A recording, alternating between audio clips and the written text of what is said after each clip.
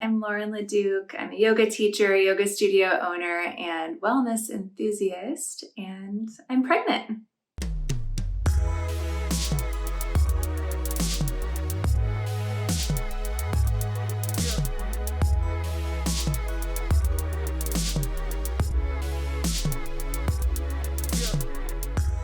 So it's been a really long time since I have uploaded a video to my YouTube channel, and I'll explain why. But in short, yes, I'm pregnant. I'm about 31 weeks along, and I'm finally feeling ready to open up about my experience today and just share with you what I've been going through, and as well as resources that have been really, really helpful to me. So if you are interested in pregnancy or childbirth, especially from a more yogic or wellness-oriented perspective, this video might be interesting to you. So when I first became pregnant, I really thought that I would want to document the experience a lot more on my social media channels and on this YouTube. While I was trying to conceive and in the early days of my pregnancy, I really, really loved watching other people's pregnancy content on YouTube and found it really helpful. However, I noticed that this experience has really been very, very internal for me. And I think that's influenced probably by everything else that's going on in the world right now. This pregnancy has coincided completely with COVID-19. And then I don't need to tell you, I'm sure you already know if you're a person in this world, but there's also a huge civil rights movement that deserves so much attention, as well as a very important election coming up here in the States. So I felt like my pregnancy story, not that it isn't important, but it's has been a little bit more personal to me at this time. But I do feel ready to talk about it and share, especially as I move into these last few weeks. So the story really starts long before my pregnancy. When I was a little kid, I always just assumed or thought that I would become pregnant much earlier in my life, maybe in my early 20s. That's the model that I had seen, and I think a lot of us, especially here in the States, grow up with this expectation that life happens in this very specific order, where you graduate from high school and start college and then meet your sweetheart, and then you start your career and have babies. But things didn't really exactly happen for me that way, and I'm so grateful for my path. But truthfully, I'm 36, and I did not really want to have kids for most of my adulthood. I'm in a very happy partnership and marriage, but for various reasons, it hasn't been on my agenda. A lot of it due to my career, but also the lifestyle that I enjoy living. I love traveling, and I really enjoy having my time and my time with my husband too. But the last few years, I've been hearing this like little whisper that there's this little girl and she's going to be a part of my life, and that I have to do my part to bring her into this world. And as, I don't know, maybe silly as that might sound on the outside, I have found that in other areas of my life, when I hear those little whispers, that they're really important, even if I don't treat them so at the time. Then last fall, I believe, husband and I accidentally became pregnant. My period came late, and I took a test and it was positive. So I had a few days to chew on that, and I could just feel this little girl again. But my period started. We had probably what's called a chemical pregnancy, so it was real quick. But in that short period of time, I just felt a huge internal shift. I don't know. I'm sure it's spiritual, hormonal. There are a lot of different elements that go into it. But I had a complete change of heart from not wanting children to just knowing it was time to bring this soul into the world. So I decided to, our husband and I together, decided to start trying to conceive in January this year. And I did as much as possible to prep my body and mind to conceive. So I started taking prenatal vitamins. I stopped alcohol completely, and I have a whole video about that if you want to look at my journey with that. And really almost started treating myself like I was pregnant, so with a lot of self-care. And we ended up conceiving in March. And it was right when the world really started changing. I have past videos on it too, of really like having to change my business model completely to virtual, and having to close down my studios, all kinds of shakeups, which I'm sure you've experienced similar ones in your life too this year. We found out in March, and I think surprised at the timing because I was so stressed out at the time, but also extremely grateful. And I also had to trust that this is when this little being has chosen to come into this world, and who am I to question that? So my pregnancy, I found out in early April, and then very early on into it, I started spotting, and then one day a full-on bleed with cramping. And I called my midwife's office, and they let me know that likely, especially with the cramping, that I was having a miscarriage, but to look out for a few things,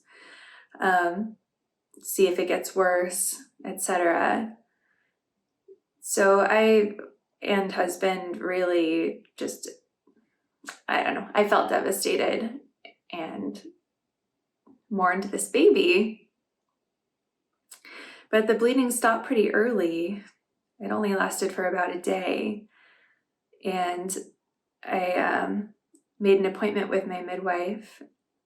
And over the next week, we did various testing to see if my HCG and progesterone levels were rising or falling. Rising would indicate that I'm still pregnant. Falling would indicate that I'm miscarrying. Followed by an ultrasound appointment about a week after this bleed occurred. And miraculously, baby was still hanging on, still in there. We had found out that my progesterone levels were quite low, which was something I suspected before we conceived, and I was even supplementing with Vitex. You can look that up. It's also called chasteberry, to try to normalize my hormone levels. So what we found out was that baby was still there, but I had something called a subchorionic hemorrhage or subchorionic hematoma.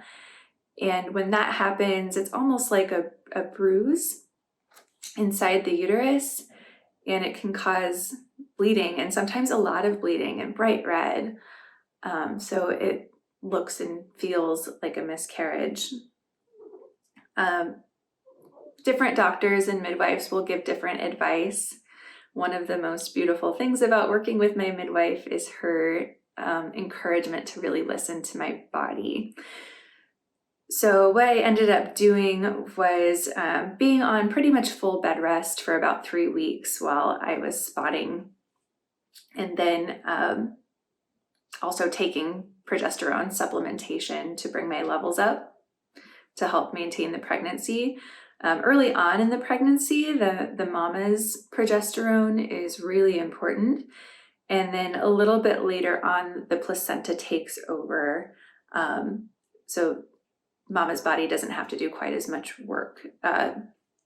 So I needed to supplement in the meantime, which thankfully my doctor and midwife worked together to help me do so. So no exercise, nothing for about 3 weeks. That was weeks like 6 through 9 of this pregnancy. And then I started feeling better. The bleeding stopped, and really things have been very, very smooth since then. We did find one other special circumstance in my 20-week ultrasound where they look at all the anatomy of the baby, where I have a very special placenta and cord insertion. It's called a velamentous cord insertion. But it's not seeming to pose any kind of problems through this pregnancy, and I can go about my birth plans as we've set them. So those are some of the circumstances around this pregnancy, but I wanted to go into different ways that I'm caring for myself and also share some resources with you as well. So I shared that first story just because it was such a lesson in surrendering to this process and to my body and to this baby. And really just having to trust that things happen as they do in pregnancy. There is a lot we can do for self-care and for the health of ourselves and our baby, but there's also just so much that is completely beyond our control that it could really affect someone's anxiety levels and worry levels. At the same time, being overly worried or overly anxious isn't so good for you or baby. So that element of trust and surrender is vital for happy pregnancy. So some of the self-care, I'll start with nutrition. First, I'll show you this book that I've really loved. It's called Real Food for Pregnancy. It's by Lily Nichols, who's an RDN and CDE, but it's the science and wisdom of optimal prenatal nutrition. And it goes through all the different vitamins and stuff that you need. I don't mean supplements, but like the nutrients that you need during pregnancy and before, as well as a lot of suggestions on food. It's also quite a bit different than what like the standards are for nutrition, maybe like within the medical system. And it's much more about eating in a whole foods, fat-dense, protein-dense way. One of the reasons I really loved this book is in the first trimester, I had a lot of food aversions. I wasn't able to eat in the like super highly nutritious way that I'm used to. But it assures you that really, especially for the first trimester, baby is getting nutrients from the lining of your womb, and that's filled with all of the nutrition that you took in pre-pregnancy. So on days where I could pretty much like only eat fruit or cracker, not as many crackers, fruit and yogurt, and sometimes even like sweets or whatever I could get down. I felt reassured that I had done the work pre-pregnancy and that baby was still getting all of the nutrition that she needs. Cravings in the first trimester, not a ton. In the very beginning, I craved like some of the foods that I ate when I was a kid. So I tried to like do them more healthy, like macaroni and cheese and pizza and stuff. But as time went on, I just developed more aversions. But my biggest craving, thankfully, this whole time has been fruit. It's tasted amazing to me. So I've eaten so much fruit, a lot of yogurt, and then really in first trimester, just anything else I could get down. My poor husband couldn't turn on the oven for weeks because just the smell of that alone would send me into a tailspin. But I will say overall for my first trimester, I was really lucky in that, yes, I had nausea and discomfort. And then of course, the whole story with the bed rest and everything. But really, I had it pretty easy, I think, compared to a lot of other pregnant people, in that I didn't really ever throw up. Usually nausea would start more in the evenings, so I'd have the day to get a few things done, and I was still able to exercise outside of bed rest. So I think it went relatively smooth as far as that goes. Going into second and third trimester, besides just maybe a disinterest in food at times, my appetite's really gone back to normal. I haven't really had a lot of cravings. My only aversions really are seafood. I haven't wanted any like fish or anything like that, which is the only meat that I eat typically. But for the most part, it's been nice to be able to go back to just a regular nutritious diet with a lot of different plants, and making sure I get plenty of protein too. A few of the things I've been supplementing with, I'll show you. One is my prenatal vitamin. I've been taking this since probably December of last year. So in we'll call it trimester 0. But I like the Mega Food Baby and Me Too supplement. It's super clean, made with whole foods. I take 2 of these a day. And so, especially in the first trimester or even in second and third, when I've had days where I'm just like, not super into food, I know that I'm getting really optimal nutrition through this. I've also been taking super omega-3s the whole time. This one's it's by Carlson. It's made with wild-caught salmon, I believe. So 1,200 milligrams of that. It's really, really good for your baby's brain development. I've also been taking these vitamin D3 gummies. They're by Nordic Naturals. And when I first got my blood tested, we saw that my D levels were pretty low. And although I do try to get outside every day, levels are still kind of low, which is super normal. So supplementing has been really vital for this pregnancy. I've also been taking probiotics that I've actually just run out, and I'm waiting for my new shipment to come in today. But the more research I do, the more I know that probiotics prenatally and postnatally, especially for breastfeeding, are so important. So that's something I've been keeping up with the whole time.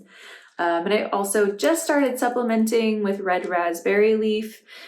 You can also do teas, which I've done as well, but this helps start to tone the uterus and prepare for labor. In the next few weeks, so once I reach about 34, 35 weeks, there will be a few other nutritional things that I will be doing. I might make another video about that, but I'll be eating dates and taking primrose oil and then upping the red raspberry leaf, as well as some other things to hopefully create a great smooth atmosphere for labor. Exercise. So besides the time off that I've had to take in the first trimester, I've been able to really keep up with exercise. One of the things I've had to note is when I'm feeling really tired, I don't ever want to push, but will I feel better if I do take some time to move? And usually the answer is yes, but I have had days where I've had to relax completely, especially in the first trimester. But really, I've been walking about 6 days a week, usually for 45 minutes or an hour, and that's also really wonderful outdoors time. I also like to listen to positive birth stories while I'm taking my walks, so that's been a really great labor prep for me. I've also still been strength training, and I've been doing that about 4 days a week, 2 of the days heavier lifting days. I have modified as my pregnancy has gone on, but since I was lifting heavy before pregnancy, that's something I've been able to keep up with, and I really think it's been vital in keeping my joints really strong and keeping my body pain-free as well. When you're pregnant, you receive this hormone called relaxin, and it helps relax your ligaments, which usually don't have much elasticity to them, but it provides more elasticity so that your pelvis can open during labor and delivery. And it can cause a lot of pain too, a lot of laxity through the joints. And since I'm already a pretty flexible person, strength training has been such a great antidote to that and helping me feel integrated and helping me reduce pain in my body. So yeah, keeping up with that has been awesome. And if you were at home always with this nutrition and exercise, etc. advice, make sure that you are checking in with your care provider to see what is appropriate for you. For me, working with my midwife, really anything that I was doing before pregnancy has been approved for during, and it has been extremely helpful as well. And then yoga, I've been practicing, or asanas we'll say, which is the physical practice of yoga, about 4 times a week as well. And that has probably looked the most different from pre-pregnancy. First trimester, when I was up to it, looked about the same, but I've had to modify my practice. And really, since I do the strength training and walking, I'm not using yoga for exercise or to get all my squats in, etc. It's more about the breathing and relaxing my body.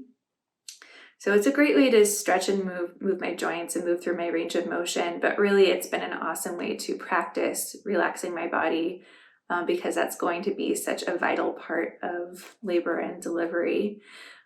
So yoga or asanas have been really, really wonderful for that, as well as relieving pain or pressure, especially from like my low back. Or anywhere else I've been feeling it. But yeah, practice changed a whole lot from something pretty physically intense at times to now something that is super relaxing. And I really, really love the versatility of the asana practice, and that I can listen to what my body needs on a day-to-day basis and respond in such a way. Beyond exercise and nutrition, I've been taking care of myself with monthly chiropractic appointments. That's been really awesome. Chiropractors who specialize in prenatal use what's called the Webster technique, and it helps the body align so that the baby can be in optimal position for birth. So I'm not saying my baby isn't going to flip at some time, but she is faced head down right now, which is where we want her to be when it comes time. So chiro, I think with the strength training, that's been such an awesome combination. I've also gotten a couple massages, probably not enough, but with COVID-19 going on, it's not something I feel as comfortable with as a quick chiropractic session. Also a lot of rest, so I listen to my body and rest when I need. I could take more naps, I'll put it that way, but especially in the second trimester and even going into third, I've had such a beautiful surge of energy that I've wanted to use it in preparation for our baby girl coming. So I could probably rest more, but I'm planning some time off so that I can do that before baby comes. I've also been enjoying for self-care, but also for learning purposes, for educational purposes, just like really nerding out on birth. I've enjoyed learning so much. So I thought I'd share a few resources today and talk about each one. So first is this Mama Natural Week by Week Pregnancy and Childbirth Guide by Genevieve Howland. So she has mamanatural.com and she has a YouTube channel. I'm also doing her baby course right now on how to care for baby in a very, very crunchy and natural way. And this has been awesome. It's a week-to-week guide. So I get really excited every Sunday when it's a new week for this pregnancy to read the section about what's happening with baby, what's happening with my body. But it also gives so many rich and wonderful tips on nutrition, taking care of the body, and prepping for birth and baby. So I highly, highly recommend this book, especially for people wanting to go the more natural route. Also, this one's wonderful. It's the Essential Home Birth Guide. And it's by Jane Drickta, CPM, and Judelyn Owen, CPM. And this was given to me by my midwife because we are planning a home water birth.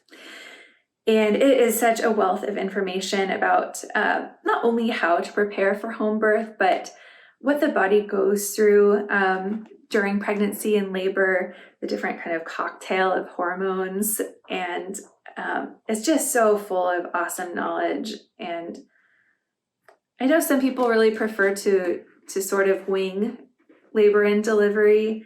But for me, I think knowledge is power, and I guess I've just been in awe and like totally mesmerized by what the body is capable of. And I just want to learn as much about it as possible so that I can go into my birth experience without fear, or with very minimal fear. Speaking of which, I'm currently reading this one, Your Baby, Your Birth by Holly DeCruz, and it's a hypnobirthing book. So it goes through lots of different options for people who are planning all different kinds of births. But really, there's a lot of subtle changes that you can make internally to kind of shift your feelings about birth, especially if you're feeling any fear. There's a lot of language changes, like they don't say contractions, they say surges. That's just one example. And it also comes with a couple of great MP3s. So I've been listening to affirmations every single morning to help prepare me for hopefully a calm labor. Also, this is a real classic, especially for us natural mamas. It's Ina May's Guide to Childbirth. And she has other books as well. But this one is so great because almost the first half are all positive birth stories. And then the second half goes into a lot of information on kind of the modern medical establishment, why the birth is the way it is in our culture, and really an alternate way to go about it. Highly, highly recommend for anyone who's interested in having a baby. And lastly, this is probably my favorite book that I've read so far because it is jam-packed with stats and info as well as positive birth stories. It's called Gentle Birth, Gentle Mothering by Dr. Sarah Buckley. And she's actually an OBG, and so is her husband, but they've had 4 or 5 home births. Unmedicated, some of them even without midwives present. So I highly recommend that, especially to learn about different interventions that are available to you. And to each their own, absolutely no judgment on my part about interventions, but I think in choosing any interventions or pain relief, whatever it might be, going in armed with information is really good so that you can have as best birth experience as possible, as well as the best bonding experience that you can have with your baby. So those are some of the resources. I've also really enjoyed listening to a couple different podcasts. One is Happy Home Birth podcast, and it's all home birth stories. And I've also really enjoyed listening to the Birth Hour podcast, which is, it contains a variety of stories from all different kinds of birth experiences, some home births, but many hospital births and birth center births as well. So arming myself with information for me has been really fun. I've really enjoyed the process, and I can truly say that I'm very, very excited actually for labor. And I have been even before conceiving.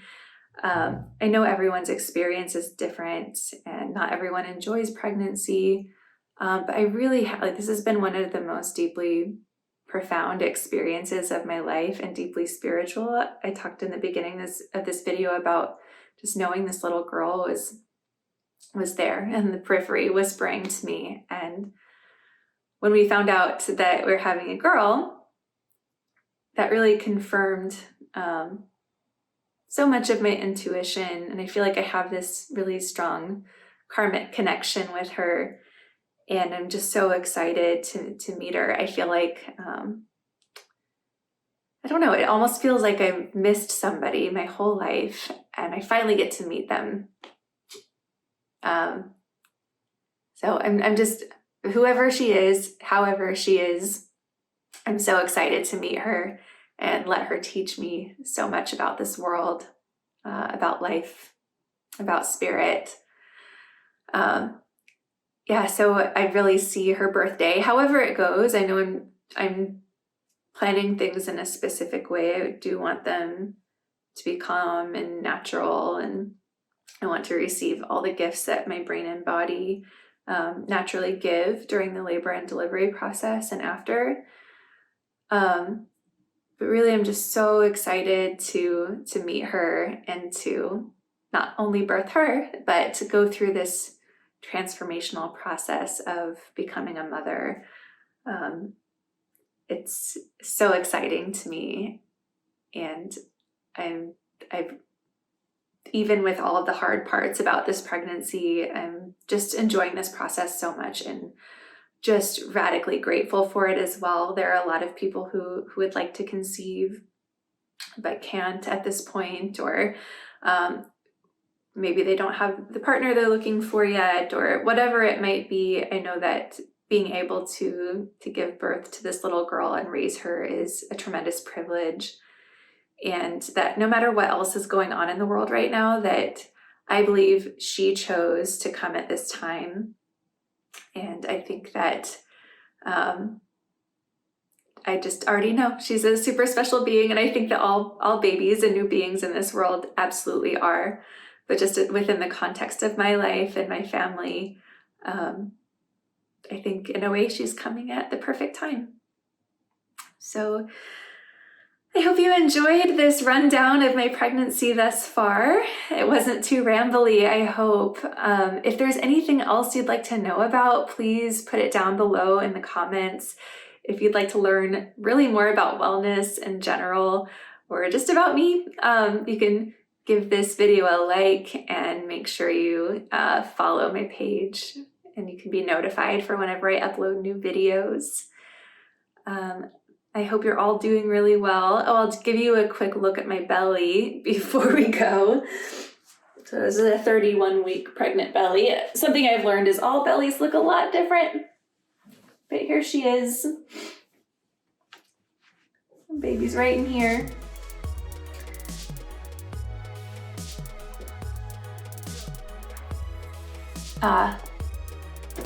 So thank you all so much for watching. Have a really beautiful day.